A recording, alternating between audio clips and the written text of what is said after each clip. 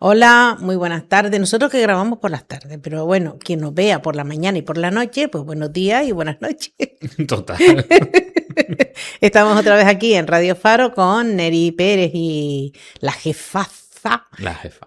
y Berto Rodríguez, El jefazo. el jefazo. Total.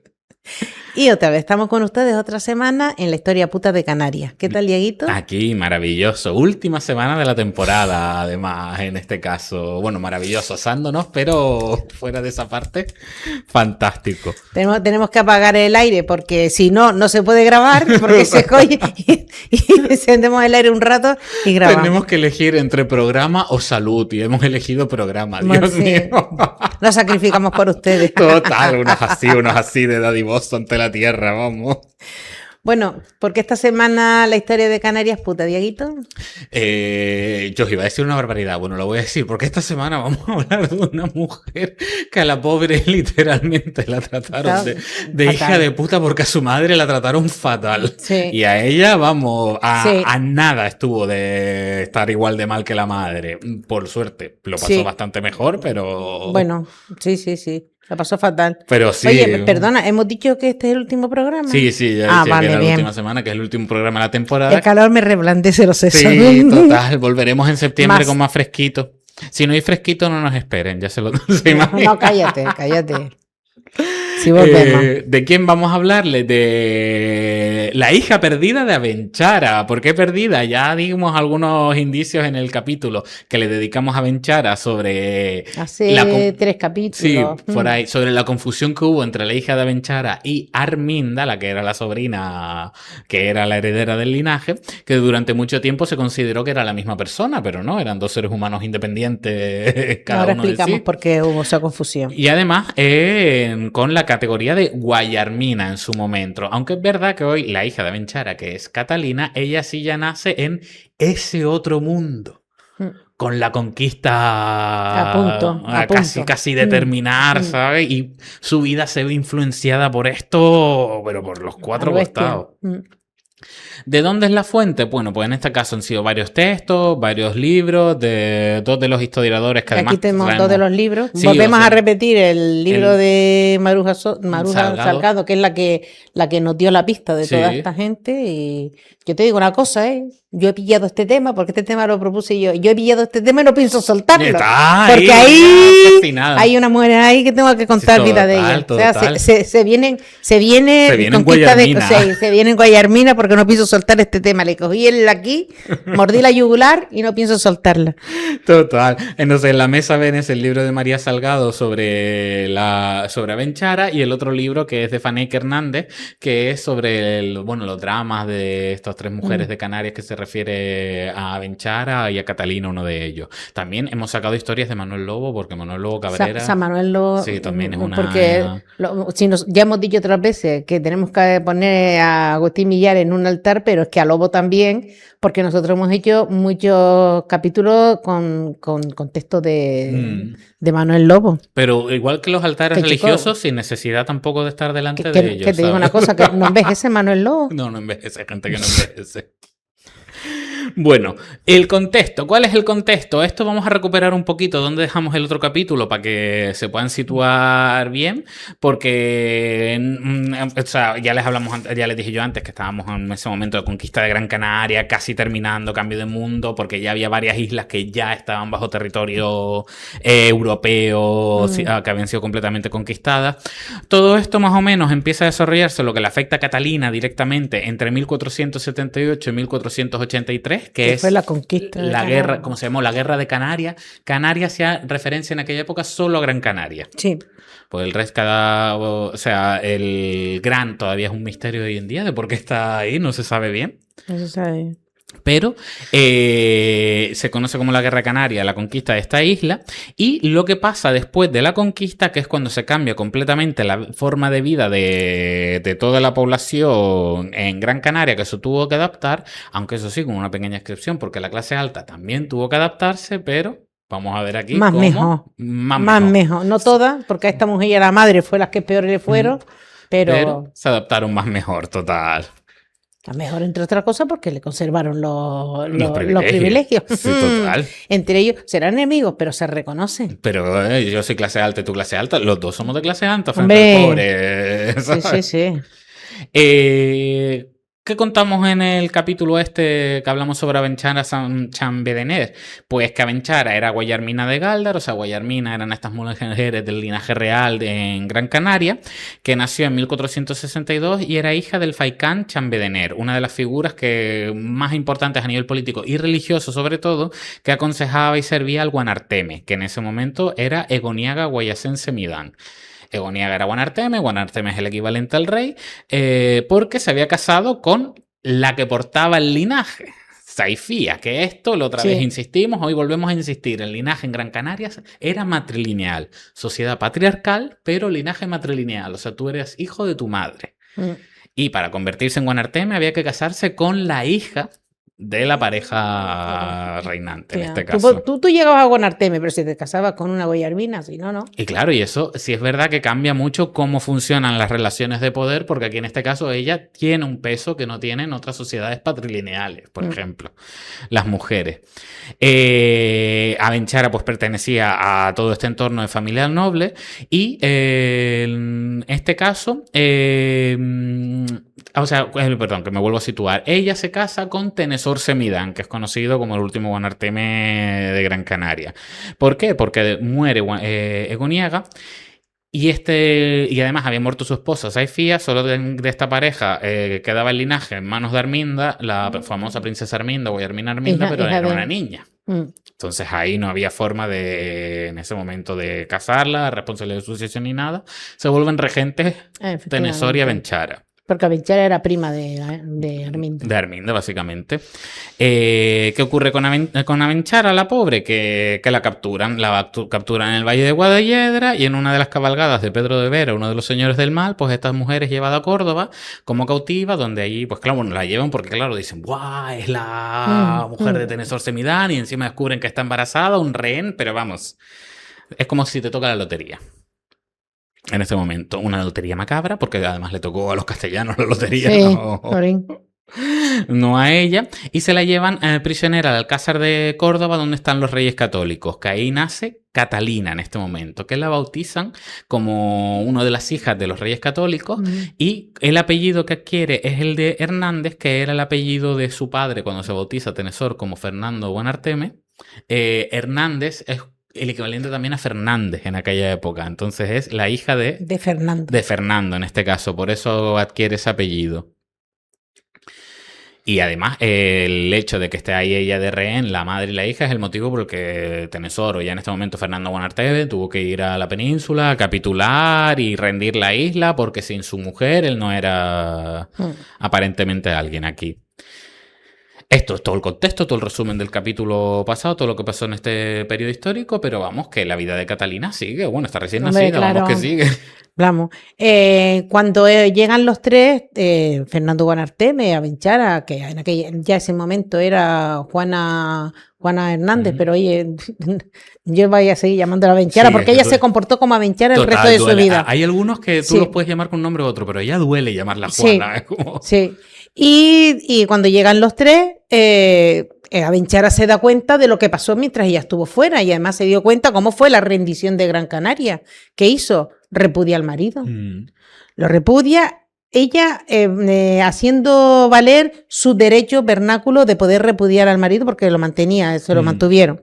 El caso es que ella se casa con otro hombre, Abenchara se casa con otro hombre que era un canario, también de la familia de la saga de los Semidán, que se llamaba Juan de las Casas, y al final Abenchara, se acordarán ustedes, que la acusan por esconder a su marido. ¿Por qué? Porque en aquel momento había sido llamado para una cabalgada que Pedro de Vera, que iba a ser en Tenerife, y además temían de que los esclavizaran, de que fuera una trampa para esclavizarlos. Entonces a ella le dijeron que lo estaba escondiendo y terminan apresándola y vendiéndosela a un comerciante de Jerez de la Frontera.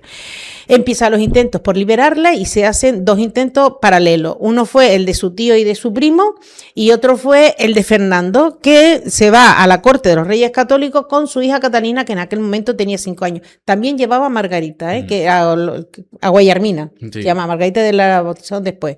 Se llama Guayarmina, que era mayor que esta, pero se llevó a la niña. ¿Qué pasa?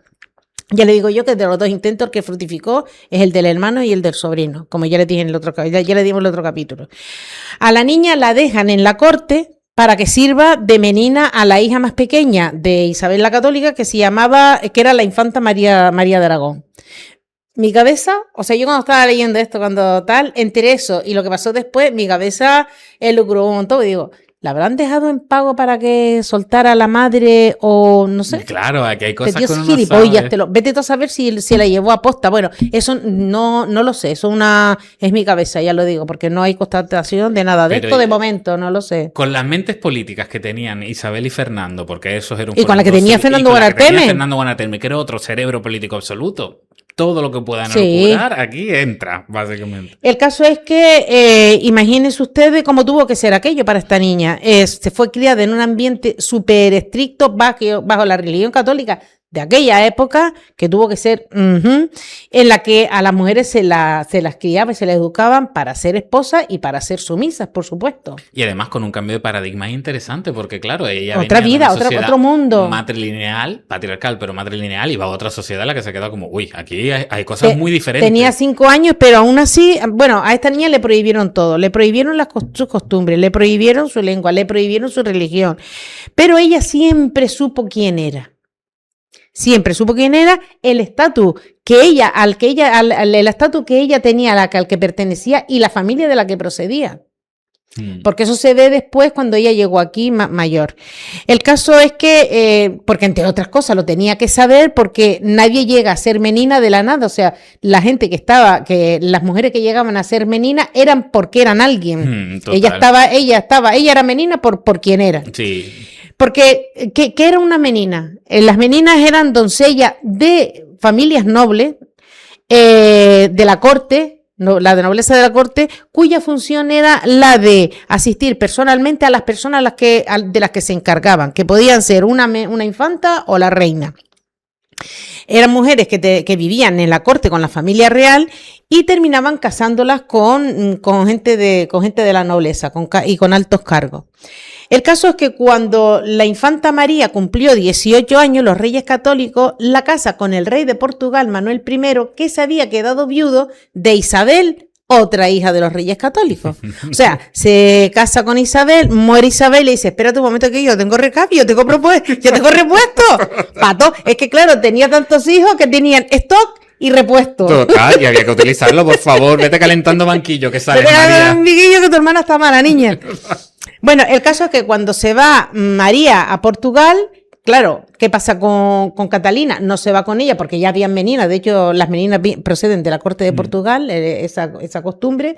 Ella se queda sin funciones, sin empleo, y además se queda desamparada de la que la podía estar protegiendo. Bueno, no se sabe cómo, no, sí se sabe cómo, todo el mundo lo sabe, pero no se sabe bajo qué circunstancia, otra vez se me puso no se sube bajo qué circunstancia, pero la dejan embarazada. Sí, que sí se sabe cómo, pero no que se sabe, pero no, podía haber sido cualquiera, podía haber sido desde que ella era una mujer que mantenía relaciones, era joven y tal. Podía ser que la violaran, yo qué sé, porque estaba desprotegida en la corte, y aquello, una corte es un nido de víboras, señores. No se crean ustedes que es paraíso. No. El caso es que la obligan a casarse con un señor que se llama Pedro de Vega, no de Vera, de Vega. ¿Quién era Pedro de Vega? Pedro de Vega era un leonés, un señor de León, que había participado en la conquista de Gran Canaria y que vivía en Galdar. Como ya le habíamos dicho también en el capítulo de Abenchara, los conquistadores normalmente se casaban con mujeres de nobleza porque para ellos era, aparte de que su bienestado también podía sofocar cualquier intento de levantamiento, porque claro, les quitaba la figura, la figura de referencia política, efectivamente. Total. Este hombre, Juan de la Vega, era un gilipollas. Pedro de Vega. De Vega, perdón, también, pero de Vera. Pedro de la Vega era un gilipollas que ustedes no saben cómo. Él se hacía llamar el rey, porque como se había casado con una guayarmina, hija de Guayarmina y hija de un guanarteme, él decía que era el rey. Claro. En fin, el caso es que, imagínense usted en aquellos años, una mujer con la importancia que se le daba a la virtud de las mujeres, que por lo visto la honra de la familia pasaba por entre las piernas de la... Pues entonces, casarse con una mujer embarazada, canaria, te imagínate, embarazada y de otro hombre, ella se casó obligada y él se casaba para aumentar de estatus. El caso es que según nació la primera hija de Catalina, que le pusieron de nombre Bastiana, la mayor, se vino a vivir a Galdar, donde había heredado una casa del padre, una de las casas más grandes que tenía en el centro, al lado de la iglesia de Guía. De Galdar. Sí, de Galdar. Lo que acabo de decir. Eso. Perdonen. El caso es que ella tuvo 2 hijos más con Pedro de Vega, pero la vida, el matrimonio de ella fue un verdadero infierno porque este hombre, claro, se había ya casado con una mujer con mácula, entiendan ustedes, y además con una hija de otro hombre. Se la hizo pasar fatal. El caso es que ella terminó por abandonar al marido, se llevó a su hija y además hizo valer su derecho vernáculo de repudiarlo. Lo repudió y el obispo anuló el matrimonio. Esto es una fantasía, o sea, que estas mujeres pudieran repudiar a marido en esa sociedad. Es que no es la católica. única, claro, las demás también. Guayarmina, ¿qué ocurre? El caso es que el marido, el que era su anterior marido, que ya no lo era porque le habían anulado el matrimonio, el muy tolete todavía se hacía llamar, habiéndole anulado el matrimonio, se hacía llamar el rey. Obligaba a la gente que lo llamaran Pedro de Vega el rey. El rey tolete, ¿sabes? El rey tolete, sí. Bueno, Dieguito, Catalina volvió a casarse otra vez. Catalina es una fantasía en este Es una momento. fantasía de mujer como la madre. O sea, porque como la madre te va a decir lo mismo, porque claro, es un derecho es útil si lo ejerces y dice que yo lo puedo repudiar. Completamente. Muerte y destrucción. Y total, abandona a Pedro de Vega el rey y se casa con un hombre que era de origen navarro, que también era de los conquistadores, porque además este era el destino de las guayarminas. Ya les dijimos en el capítulo de Abenchara que Abenchara fue la gran excepción al casarse con un canario, que también por eso su vida fue como fue también, porque ella no pasó por el aro. No pasó por el aro. De ninguna de las maneras. Y Catalina, ella ya venía nacida en otro entorno, en otro mundo completamente diferente, donde seguramente por estar viviendo en la corte le habrán metido en la cabeza que eso que tenía que ser un castellano, un conquistador, uno de estos. Claro, era también lo que conocía, ¿no? También. Y en este caso, un navarro que se llamaba Adán de Acedo. Con este hombre tuvo un matrimonio tranquilo, o sea... nada que ver. O sea, libertad de la que no disfrutó en el anterior. Era un navarro también. Era un navarro, sí, era. Otra calaña. Total. Y tuvo 3 hijas y un hijo con este hombre. ¿Qué ocurre con este hombre? Que fallece en la década de los 20, o sea, 1520 estamos hablando, debido a una peste que asoló la isla en aquellos años en Gran Canaria. Entonces, claro, ella se vuelve a quedar viuda. Y estamos hablando de una sociedad en la que... Claro, ser viuda es morirte. O sea, es un estigma. Muy pocas mujeres, en la que ha habido algunas nobles en España que han usado el tema de ser viuda, digamos, pasadamente, pero de forma muy circunstancial.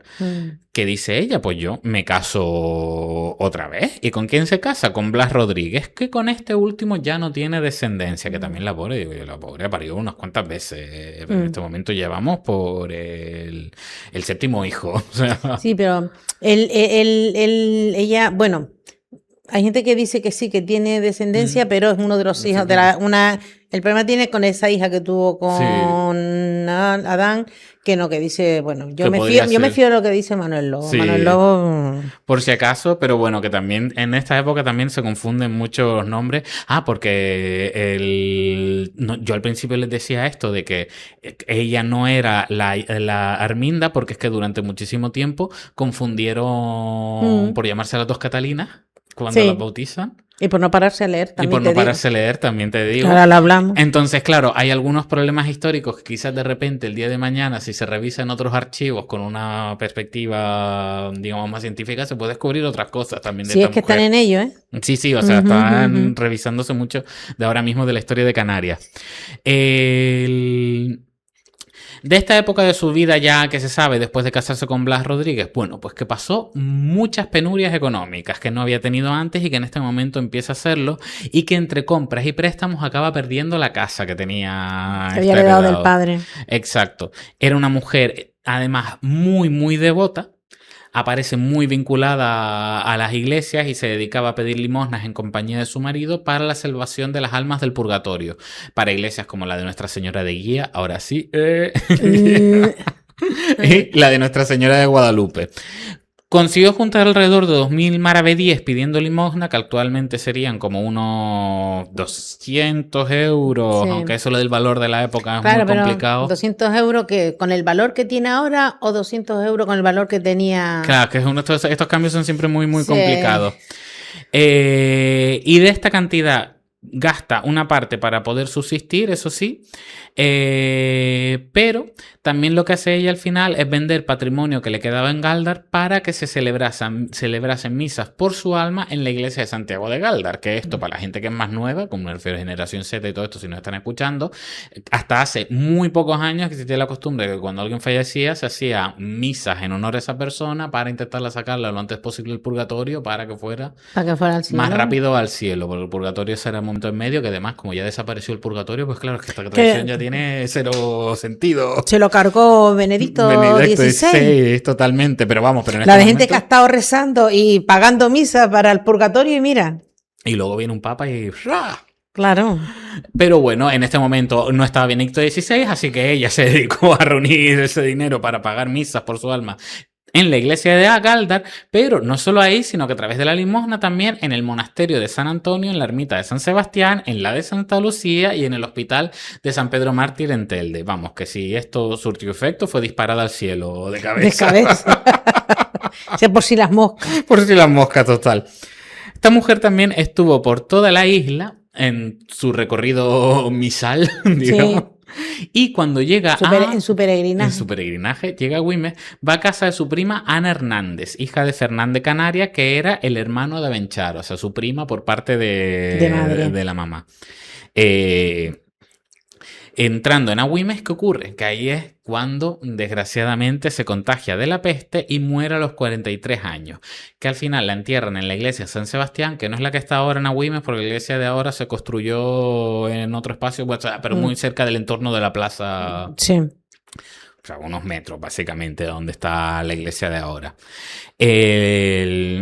Catalina es enterrada en la iglesia de San Sebastián a Güemes en 1526. Se cree que en un mes de febrero, porque el 17 de febrero le había otorgado a su marido, a Blas, este último marido, un poder con el testamento en el que ella declara justamente que está muriéndose, que está moribunda. Sí. Esto además era muy común en la época, cuando te veías ahí que estaba la muerte con la guadaña a tu lado, decías, testamento. Sí, rápidamente.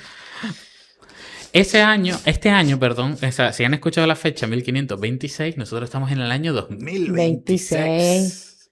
Se celebran 500 años de la muerte de Catalina.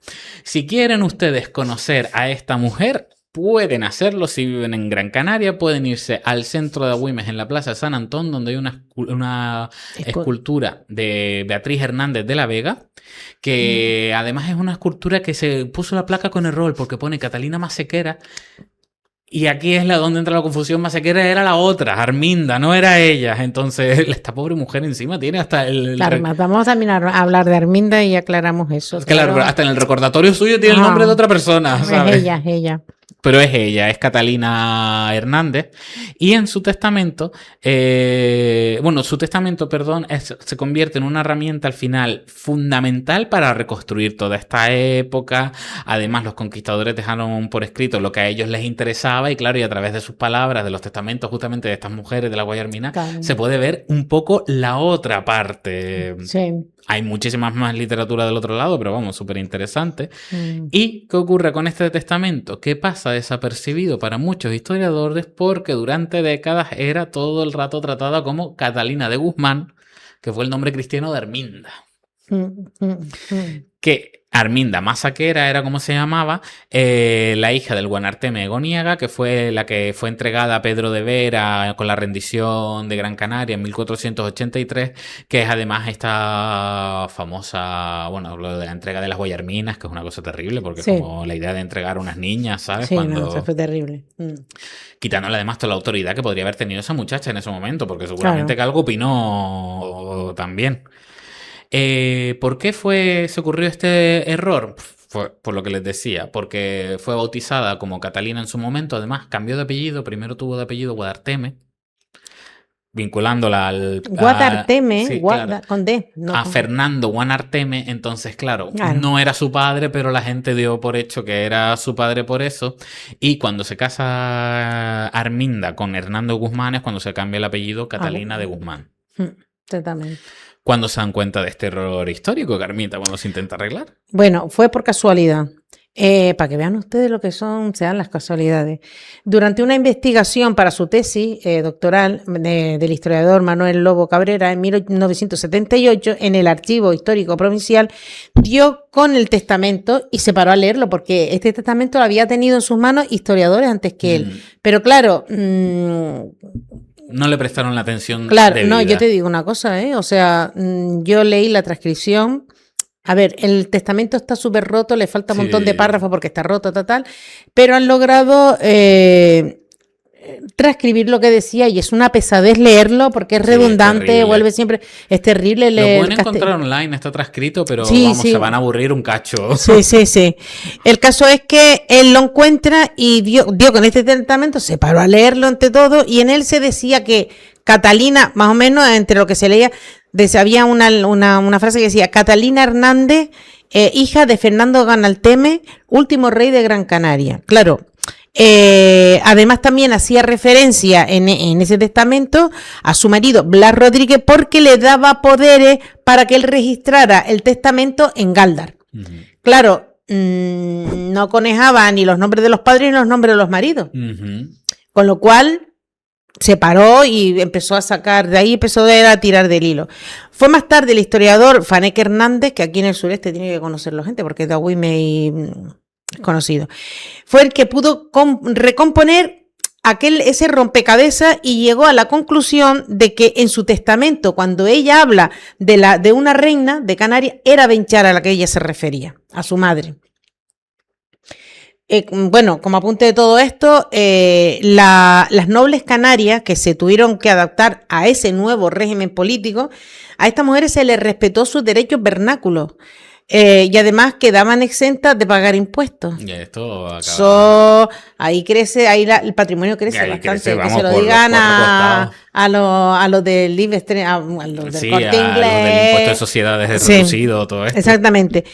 Sin perder de vista que estas mujeres, antes de la conquista de los castellanos, pertenecían a una sociedad que era elitista, donde el poder quedaba en manos de una saga y luego estaba el resto del pueblo. Hombre, no deja de ser interesante cómo se desarrollaran su vida después de la conquista. Eso es súper interesante. Total. Porque cada una tomó decisiones distintas sobre su patrimonio. Algunas de ellas, todas ellas, pero excepto a Benchara y su hija Catalina, mantuvieron su patrimonio, otras lo hicieron crecer, mantuvieron sus privilegios y derechos adquiridos antes de la conquista. El que más me fascina de todo esto es el repudio al marido. O sea, y que la iglesia se lo tuviera en cuenta. Diga, pues te anula el matrimonio y te vuelvas a hacer Pues ¿sabes lo que es anular un matrimonio por la iglesia? Ahora no sé, pero en aquella época, siempre ha sido muy difícil pero en aquella época, hace 500 años, eso tuvo que ser imposible, poco más o menos. Pero claro, pero que estas mujeres consiguieron mantener ese... Sí, ya te digo, entre ellos se reconoce. Y nada, ya te puedo asegurar, yo te digo, vamos a seguir hablando de estas mujeres, porque hay una tal de Margarita, que es la hermana mayor de Catalina, que esa... Le tengo los hollados. Y la prima Luisa de Betancourt. Sí. que vamos a la Tenesoya. Van a llegar más. Bueno, es que en verdad hay un montón de gente interesante, porque luego así, ahora les acabamos en breve, pero por ejemplo, la familia real, por Lanzarote, fue una isla que era solo una saga familiar, también no estaba dividido en varios. La Peraza, ¿no? No, digo de los anteriores, de los canarios. Vale. Toda la dinastía.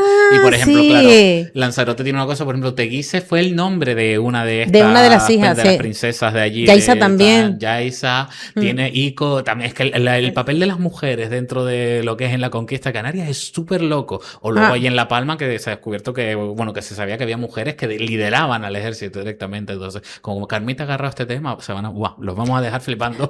Sí. Ahora, mi top es Manuel Lobo. Su interés específico. Pues nada, mi gente, después de esto ya les podemos desear feliz verano, no se nos derritan, hidrátense. Hidrátense para podernos vernos, sobre todo porque el agua es muy buena para el cerebro, por favor, no me vengan refritos. Sí, total. Y nada, y no sé, y si nos ven por la calle, pues... Nos saludan, claro. Nos saludan y si nos quieren tirar una piedra, avísenos antes para poder esquivarla. Sí. No, ¿cómo se llama? ¿Violencias, no? No, violencia no, perdona. O sea, yo en el capítulo anterior a favor de los del motín. Tenemos sorpresas para octubre, vamos a ver si sale. Sí, total. No vamos a decirla, pero tenemos sorpresas. Vamos a ver si sale. Pues nada, gracias Bertinero, otra vez. Gracias Nero y Berti. Neriberto, que no me sale. Gracias Neriberto por dejarnos. Bertinero. Es que el calor está. Ya se acabó todo. Radio Faro es lo más mejor. Nos vemos en septiembre, mi gente. Venga, hasta la próxima, hasta septiembre.